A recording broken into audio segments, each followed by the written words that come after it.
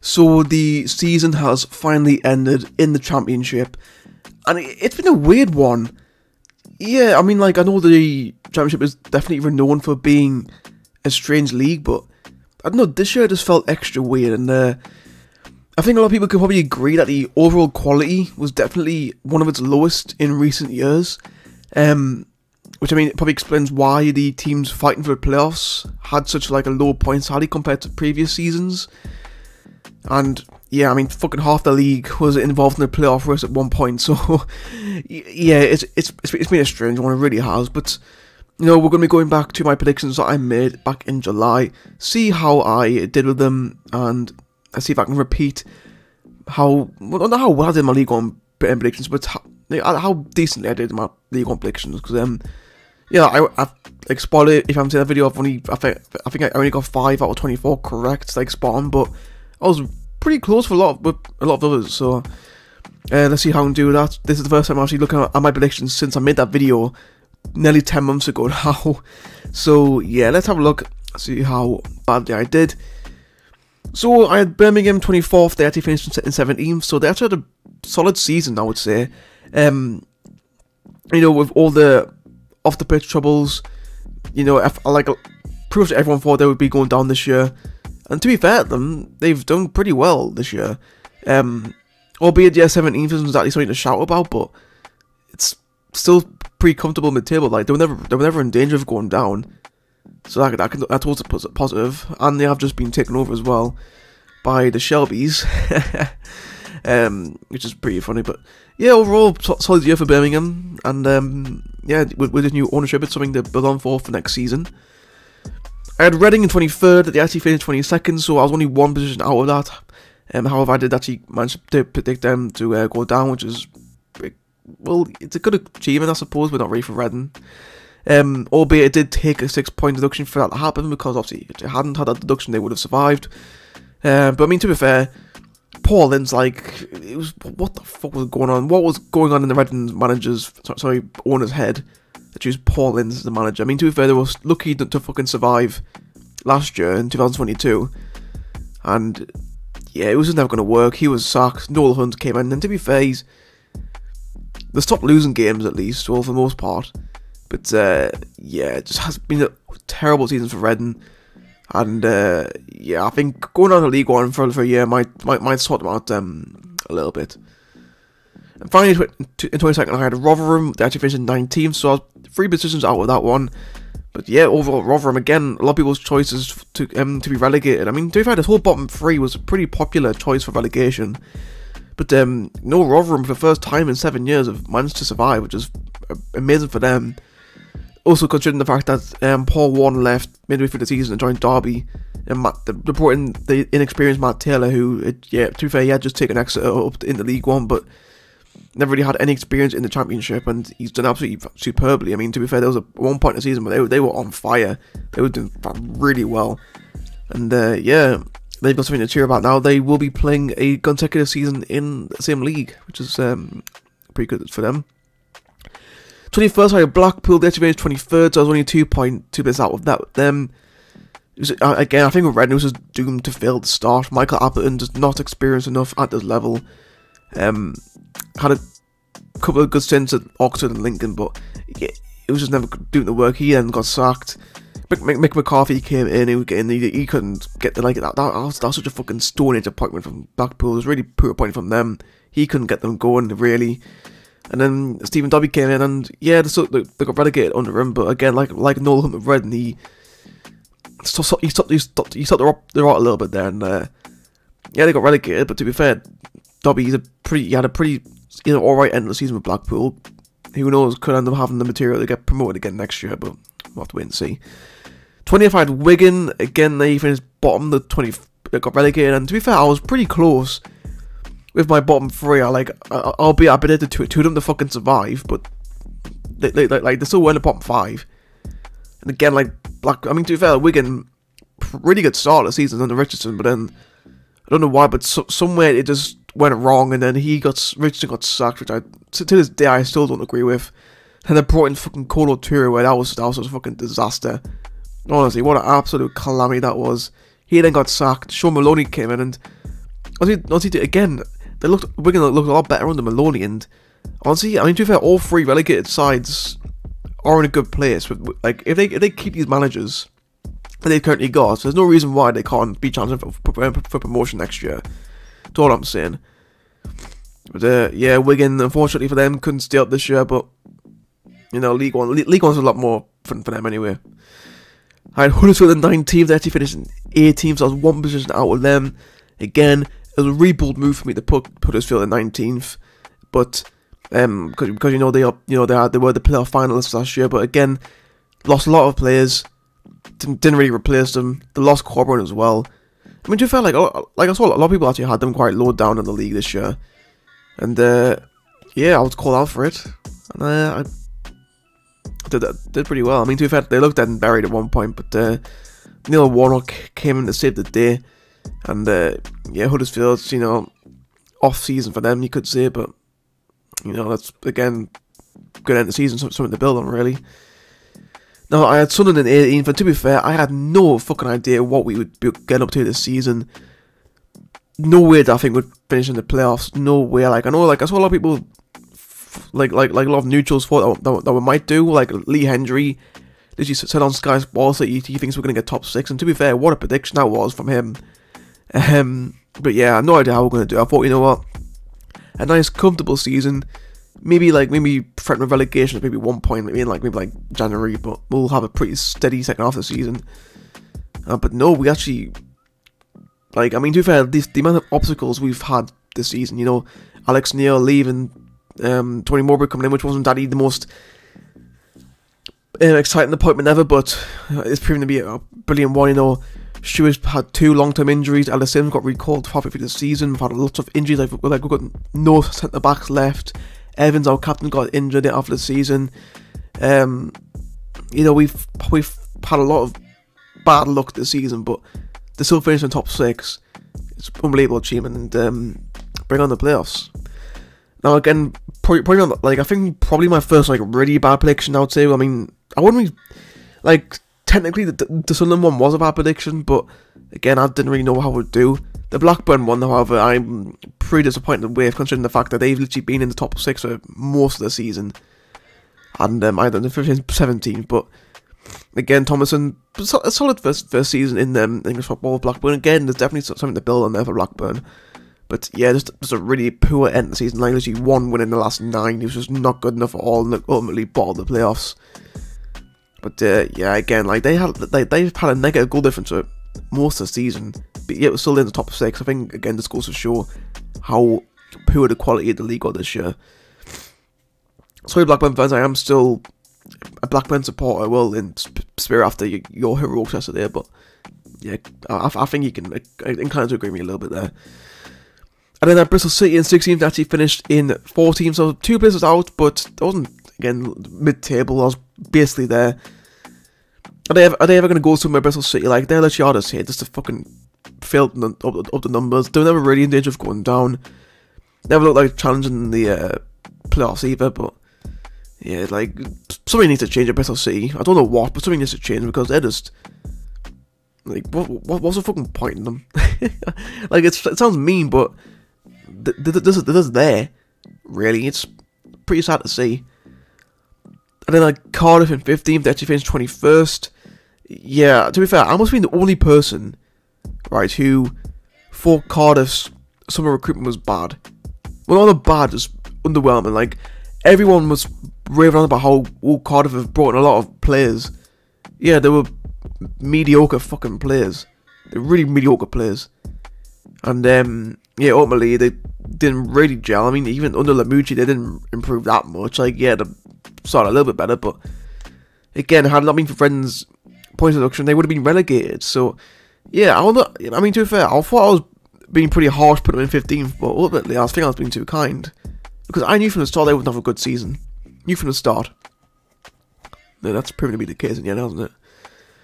And then that's Stoke in 14th, that finished in 16th, so I got Bristol City and Stoke the wrong way around there, so that's pretty unfortunate, but again, same with Bristol City, just something has to change at Stoke, I think. Like, Alex Neil came in, didn't really get things going, or like, apart from that little spell that had at the start of March, again, it's been a pretty miserable season from Stoke. And it's a shame because their January window was actually decent, but just never got going this season. And yeah, they need to something again like Bristol City. Like something has to change at Stoke, because the fact that you've literally finished in the bottom half every single season since their relegation from the Premier League, it's with the fucking money that you had. Well, like, at least once had in the club. I don't know if it's still there or not. And with the players and managers I've had over the years as well, just the fact that it's been so fucking shit, it's something has to change there. And then that Hull in 13th, actually finished in 15th. So again, I wasn't too far out with the Hull, Stoke and Bristol City predictions, but yeah, again, I just didn't really know how Hull would do this season. You know, they had a pretty miserable start to the season, sacked the manager.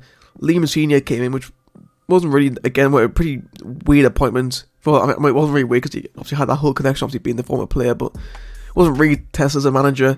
Albeit had a little stint at Derby, but yeah, to be fair, since he's come in, the Hull have looked so much better.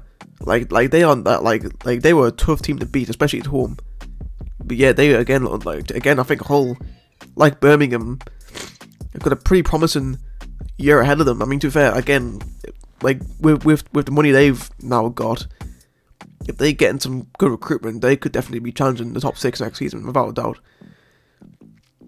And then at Preston in North End in 12th, they actually finished in 12th, so there's I believe that's my first actual, like, spot-on prediction. Which, I mean, to be fair, like, I haven't been that far up with some of these predictions, but obviously, like, you know, like the Blackburn and the Birmingham ones haven't really done too great there, but Preston, you know, I mean, again, like Bristol City, like Stoke, you know, they're just there just to make up the numbers, really, you know. Apart from that little run that they had start of April, they never really looked like doing anything this season. I mean, and even then, that run that they had on, they were literally playing against teams in the fucking relegation battle, so there's no wonder why they were doing so well. But, yeah, really poor end of the season. And again, something has to change at Preston. I mean, good half-decent manager, Ryan Lowe. Have some decent players, but again, the fucking, like, Ryan Lowe has to be backed. Like, I know Preston fans don't really like him, but he has to be backed in the window. Like, you can't just keep fucking handing them loan players. You know, it's just never going to work. And then at QPR in 11th, and they finished in 20th. This is probably one of, if not my worst prediction of the actual video, I would say. Yeah, what happened to QPR? Like, they were doing so well under McBeal. Like, they were flying. Like they look like a scary team under McBeal. And then he then left. It went to shit. Neil Critchley only managed to get one win in his tenure, which then made things even worse. And then they brought in Gareth Ainsworth, and again, it took him a little while to get going, but got the results needed at the end of the season to keep them up. So that's he's done his job. But again, QPR, like I think they could be in some serious shit coming up, because yeah, I think, to be fair, they were extremely lucky to stay up this season. And next year's going to be a tough one, I think. And then at Coventry in 10th, they division 5th, so yeah, not a great one. As we terrible start of the season from Coventry, you know, rock bottom after so long, couldn't play any home games. It was looking like it could be a very bleak season for Coventry, but once they got the whole stadium thing sorted out, they've been fucking unstoppable. Absolutely unstoppable. Literally fantastic form, and deservedly so do get a playoff place. And honestly, they're probably going to be, I'd argue they're probably the favourites to win the playoffs. Like, the winner of that Middlesbrough Coventry game, I reckon, will probably go on to win the playoffs, I think. Sorry, Luton. But yeah, obviously, brilliant season from Coventry in the end, and yeah, they're definitely going to be looking forward to these playoffs, I'd imagine.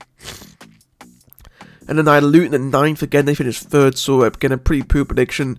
However, compared to what other people had Luton, not too bad. Like a lot of people, I saw a lot of people had Luton to finish in the bottom half this year, and I thought it would be in the playoff hunt, and I suppose they were in the end. But yeah, honestly, to be fair, again, pretty bad start of the season when Nathan Jones leaving and bringing in Rob Edwards was a sort of a blessing in disguise, really, and he's got them playing some pretty good football. And yeah, they've been a pretty good team to watch this year, and yeah, 3rd place, can't argue with that. Definitely a lot of momentum going into the playoffs as well. And we do have my second and final spot-on prediction, which I have Millwall in 8th, and in the end, they finished 8th, albeit they probably should have been in the top 6, because, like Blackburn, they were pretty much in there for most of the season, and then just a poor run of game form at the end of the season, which, and especially that colossal fuck-up on the last day against Blackburn, just completely ruining the whole season, and, yeah, they're going to be pretty annoyed, I think. But again, it's another solid year from Millwall. No real complaints from them, you could say. Well, actually, yeah, you could say, because they should have fucking made the top 6. But other than that, it's been another steady year. And I think next year, surely for them, has to be the year where they actually do challenge the top 6. And then I Watford, they finished in 7th, and they actually finished in 11th. Again, like the Luton one, not the worst prediction in the world, albeit, yeah, Watford, they're never really in the playoff race, they're never really like getting top 6, albeit a lot of people did have them in the top 6 for their predictions. Again, I must be one of the very few who didn't, and I'm very happy with that, because, again, Watford, it's just a fucking toxic place in Watford right now, and, like, I've seen that they are looking to appoint Valérien Ismaël as manager, but, again, like, he's not going to last very long, let's be honest, and, yeah, it's just a pretty bad season from Watford. It's completely underperformed, and yeah, something again, like, you know, but like with so many teams I've already mentioned so far, it's like something has to change there, the club. And then Swansea finished in 6th, actually finished in 10th. So again, like, it's weird because I had the teams who finished in the top 6, and the teams who finished outside the top 6, just wrong way around.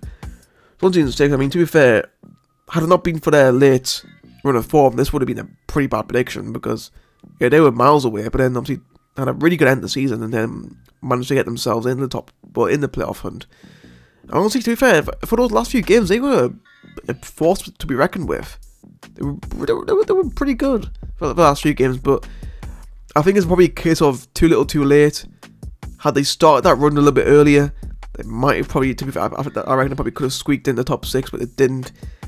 And again, they got a platform that they work with, but my probably biggest hit for them for Swansea is probably keeping hold of their top players, because there's going to be a lot of top championship teams and maybe even some lower Premier League teams stepping around their players. Also, Russell Martin as well being linked with the Leicester job, even if they get relegated. So, yeah, it can be pretty nerve-wracking summer for Swansea, but again, if they do things right, there's a platform there for them to push on next season.